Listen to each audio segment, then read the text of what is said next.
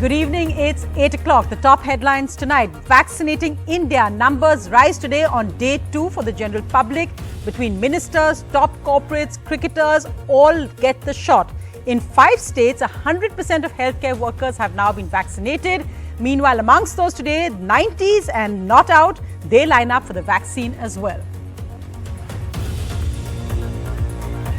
However, India's R rate, its reproduction or transmission rate of the virus, is rising. Active cases also up 25,000 in the last 10 days. 6 states see sharpest rise in 10 days. So that's why vaccinating India is so important as cases rise.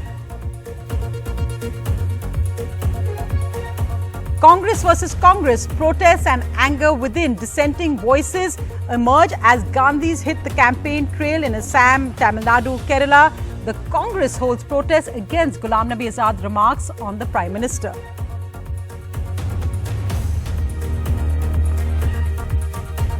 In West Bengal, the latest flashpoint is over this man who the BJP claims a communal cleric in a Congress-left alliance. But meanwhile, the opposition says, what about UP's Chief Minister Yogi Adityanath campaigning today on Love Jihad, Jai Shri Ram and cow slaughter? In Tamil Nadu, the DMK and Congress squabble over seat sharing. Meanwhile, the AIA, DMK, BJP still to decide their seats, mainly because also of the Sasikala factor.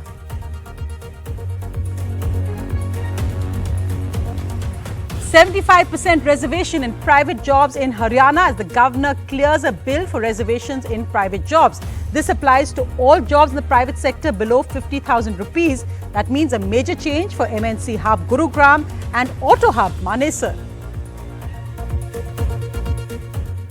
Hathras horror again in Uttar Pradesh. First, a young girl is molested, then her father is killed allegedly by the main suspect. The accused claims to be a Samajwadi Party leader. Akhilesh Yadav tweets saying no, nothing to do with his party.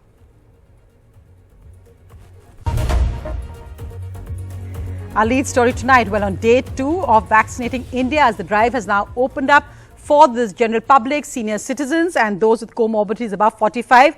The health minister, the defense minister, the telecom minister all took the vaccine today. Most of them have paid for the vaccine and taken Covaxin. Also, other people taking was ex-Chief Minister of Kashmir, Jammu and Kashmir, Farooq Abdullah, actor politician Kamal Hassan, cricket coach Ravi Shastri and corporate Uday Kotak. So leading by example there. And the latest data we have today on day 2, well, it shows that vaccinations are actually getting better. Hospitals have now got more time for vaccinations. They can vaccinate up till 8 o'clock. In 2 days, over 2 lakh people have been vaccinated as of 1 o'clock this afternoon. And 100% of healthcare workers have actually been vaccinated in 4 states and 1 union territory. So basically, for 4 states, 1 union territory, 100% health workers have been vaccinated. Well, the good news in the vaccination drive couldn't come sooner because we're seeing now the beginnings of a rise in Indian cases. And Rishika, what actually is the best indicator of that? Well, absolutely. The best indicator to actually gauge the rise in COVID-19 cases or the fall thereof is something called the R. Now, R is essentially the reproduction rate of the coronavirus or any other virus for that matter. COVID-19 R has now hit 1.1 for the first time since last September's peak. Remember, in September, India was seeing over 90,000 COVID-19 cases every single day. Now, hitting 1.1 for the very first time since the September peak is a cause of concern. We've been speaking with epidemiologists in India who say that R is the rate at which the disease spreads, and therefore keeping R under 1 is imperative to containing the spread of coronavirus. An R rate of 1 means that the virus is neither growing nor is reducing. Less than 1 means the spread is low and will eventually wither away. 1.1, however, is worrying, not alarming. Experts are saying that if the R value is higher than 1, the number of cases will keep increasing. And now, why is this happening, Sonia? That's the important question. Epidemiologists say it could be linked to variants. However, that has not been scientifically established yet in India. It could also just be linked to the fact that people have, they've got COVID fatigue. People are not following COVID appropriate behavior. Right, and of course in India it's wedding season as well, election campaigns, so that's a big worry too. But let's just look now, as we said, there's so many people, ministers, corporates, etc., all getting vaccinated, but really the main focus is that of ordinary people, our senior citizens, those who've literally been in their houses for over almost a year now. Today for them the vaccine is literally liberation. Inspired by the Prime Minister, 95-year-old Kamla Talwar asked her son to take her to a vaccination centre. Modi दा देखिया उन्हें लवाया पहला टीका फिर उत्थे पहला लगदे रहे हैं टेस्ट करते ओहो मैं देखती रही टीवी पे. Her son, also eligible for the vaccine, says it was his mother who encouraged him to get the vaccine. मेरी सिस्टर है इंग्लैंड में और मेरे लड़का है कनाडा में, उनको सबको लग गए हैं तो वो कहते थे कि भी इनको लगवाओ अगर जब इंडिया में शुरू होगा. तो आज हमने कहा यहाँ लग रहा है तो इनको ले आया तो इनको लग गया, साथ में मेरे को भी उन्होंने लगा दिया. In Chandigarh, 493 citizens above the age of 60 received the first dose of the COVID-19 vaccine, and 63 people above 45 with comorbidities opted for the vaccine on day one. In Punjab, 970 people aged 60 or more and 157 in the 45 to 59 age group got the vaccine yesterday. In Delhi, 5,176 people aged 60 or above and 1,009 in the 45 plus age group got the vaccine yesterday. While on day one the eligible beneficiaries did face technical glitches in registering for vaccination, on day two people turned up in great numbers at vaccination sites in Delhi. 91-year-old Sohanlal Tandon, an ex-Air Force pilot, and his wife, 92-year-old Prakash Tandon, reached Fortis in South Delhi's Okhla. It has been fairly difficult, but we were able to manage it. With our background from the Air Force, we are disciplined. We followed the main thing of isolating ourselves at home. We are going to follow the restrictions like wearing a mask and keeping distance till the entire population, maybe at least 40 or 60%, is vaccinated. डर तो मुझे भी लगता था, मैं भी कह रही थी मैं नहीं जाऊंगी पर लेकिन सबका पीछे से हुआ कि नहीं करना. Doctors say there was a better response in Delhi from senior citizens on the second day. On day two, it has been better than day one. We've streamlined our processes. We've had seating arrangements. We've had a billing person come here right at 8 o'clock in the morning. Not to spread the disease to others. But if more people need to be convinced, they should listen to this 102-year-old army veteran in Bengaluru, who in his prime was ready to face the bullets. I am a retired army officer. I am aged 102 and I am in good health and I am not afraid to face a small vaccination than I have been prepared to face bullets. As morbidity and mortality had been seen in the elder age group, many senior citizens had been waiting for this Monday for so long. Now doctors hope that the numbers among the senior citizens to get vaccinated will pick up in the coming days. With Sukirti Dwivedi in Delhi, in Chandigarh, Mohammad Ghazali for NDTV. And as you were just saying, let's just look at the active cases in India, which are up 18% in just 10 days, and 6 states have also seen their sharpest rise in 10 days. Active cases are up over 70% in Maharashtra and Punjab. Active cases are falling in Kerala, but overall, active cases are up 25,000 in the last 10 days. Let's just look at how that has actually gone. The active cases rebounding. 30 days ago, we had 1,68,000 roughly. 20 days ago, 1,41,000. And 10 days ago, 1,68,358. So you can see there how active cases are climbing up again. Gathering, भीड़ भड़का करना, शादी ब्याह, खाना, party, ये सब वही बातें हैं जो वायरस को ज़्यादा पसंद है, हमसे भी ज़्यादा. इनसे अभी भी बचते रहना होगा. और जो बढ़ोतरी हुई है in some states, at least one reason is gatherings, weddings, parties and so on.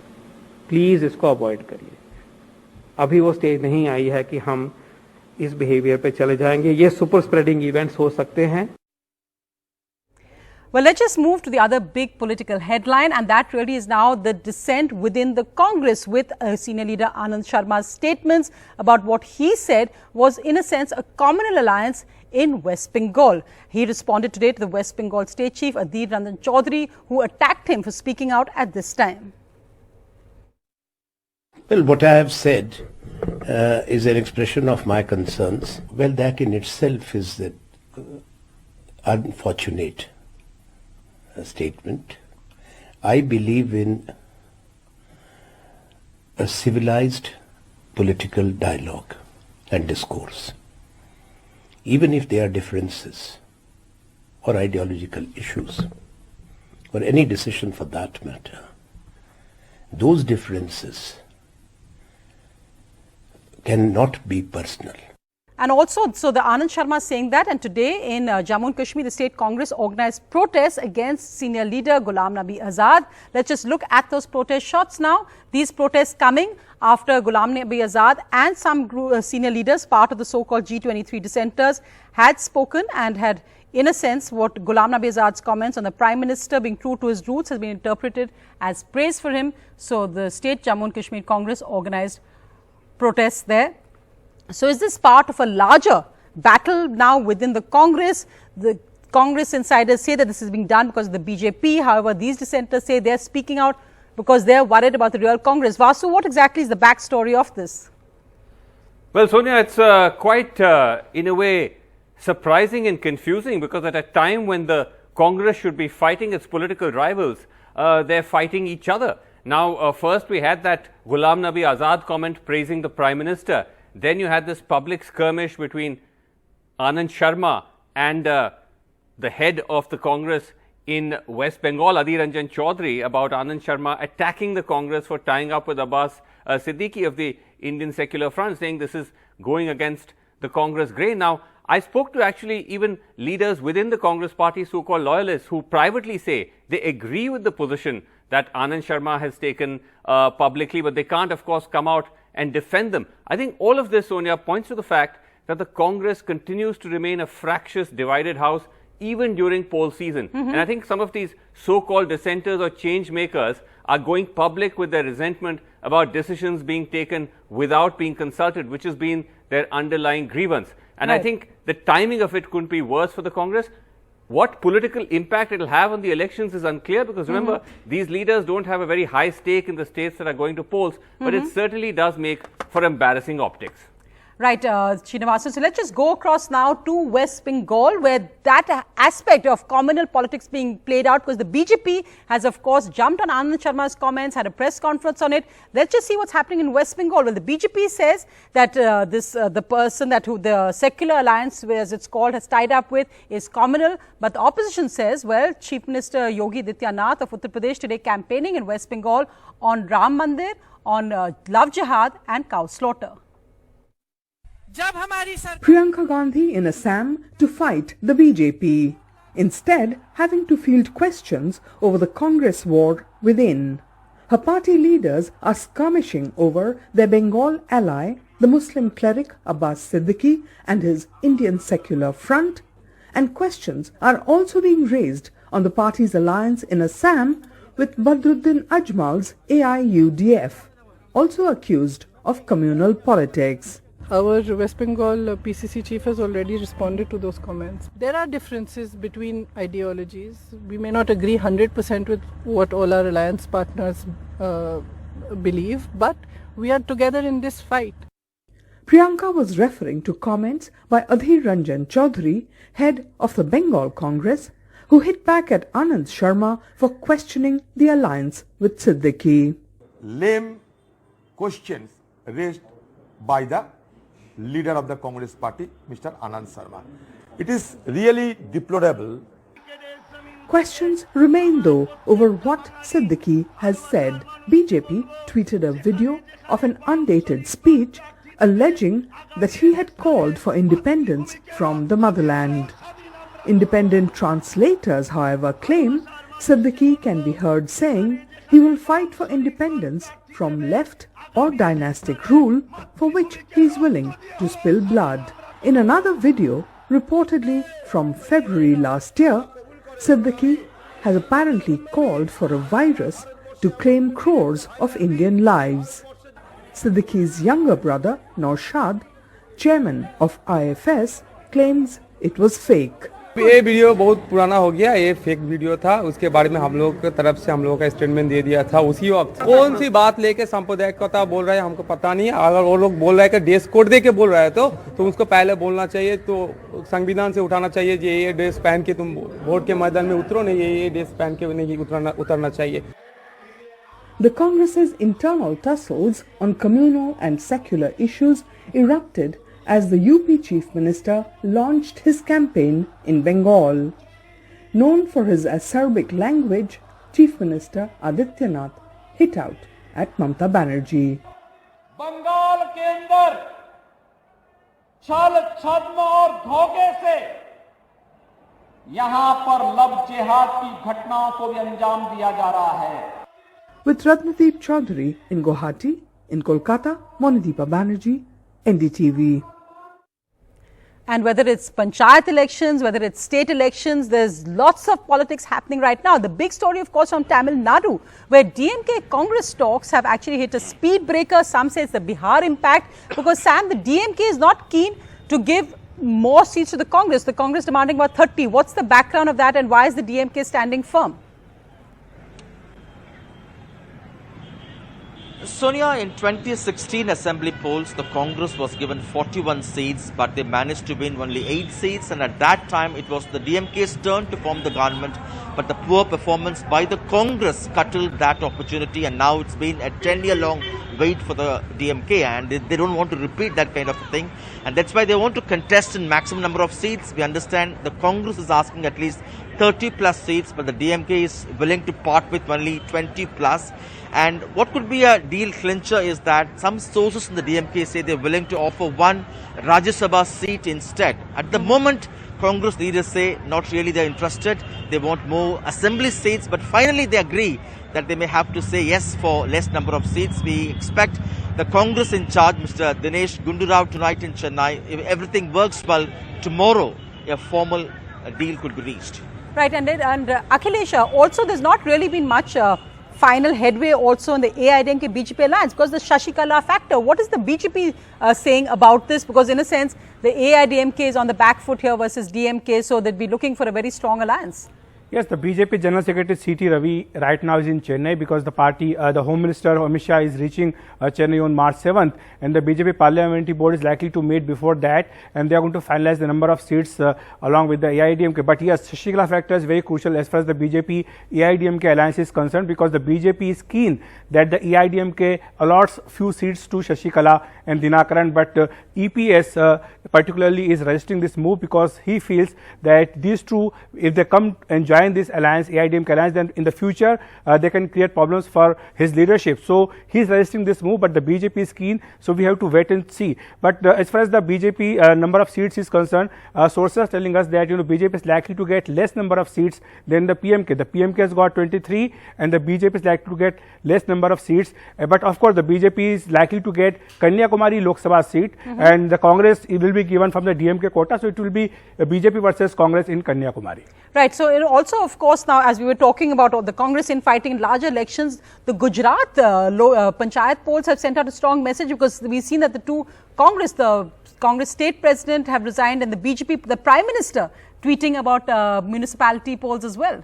Well, of course, the BJP's victory run in Gujarat is continuing. We have seen in the municipal corporation where the BJP has scored more than 84-85% seats, and the similar results have come as far as another local body results are concerned. So BJP is of course very on a high pedestal now, because the assembly elections in the state are due next year, and Prime Minister, Home Minister, they have congratulated Chief Minister and party President C.R. Patil there, and this underlines the fact that the BJP we suffered major losses in the last assembly election due to the partidar agitation. Now the partidar votes are coming back to the BJP, which is of course a big relief for the party, but the Congress party is of course in a big problem, because we have seen that the partidar vote is now getting away from the Congress party, and Aam Aadmi party is also trying to wean away some of those votes. We've seen the rise of the Aam Aadmi party, and of course after the death of former Congress senior leader Ahmed Patel. The Congress in Gujarat hit badly. The Congress state president resigning there and the resignation accepted.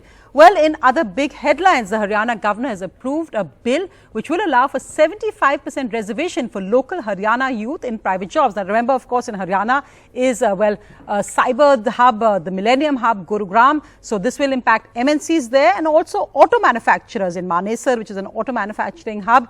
The Deputy Chief Minister, Dushyant Chautala, whose brainchild with this was, has welcomed it. This will apply to all private jobs, 75% reservation for those who get a salary of 50,000 and below.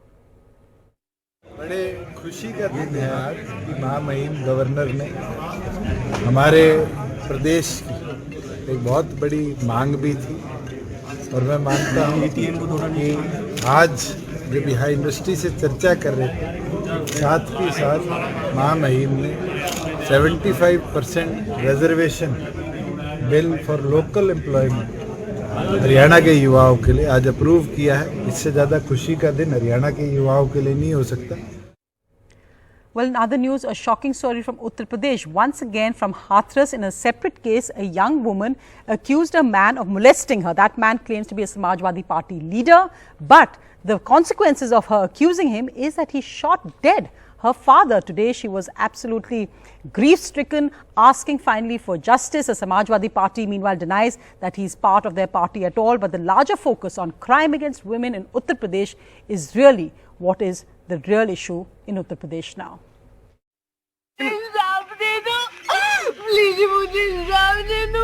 A horror rerun in West UP's Hathras, where this young molestation survivor's 50-year-old father was shot dead on Monday, allegedly by this man, Gaurav Songra, jailed for a month in the 2018 molestation case and who calls himself a Samajwadi Party leader. Something the party has denied, calling him just a criminal and tweeting his photos with a UP BJP MP. आता था खेतों पे धमकी देता था, ऐसे ही normally कुछ नहीं करता था। उसके बाद उसने केस वापस करने की धमकी दी, वापस लेने की, तो पापा ने मना कर दिया। फिर इसने आके इसके हम लोग गए थे, मैं और मेरी बहन माता को नहलाने। उन्होंने कमेंटबाजी शुरू कर दी हमसे, पापा को गोली मारी है। Chief Minister Yogi Adityanath has asked officials to invoke the tough National Security Act against all accused in the case. With Ashwini in Hathras, this is Alok Pandey, NDTV. A tragic case there of crime against women and their families once again. In other news, the Sensex and Nifty rallied today for the second straight day. The Sensex rising 447 points, closing above 50,000. The Nifty also gaining 157 points. IT and auto stocks led the gains.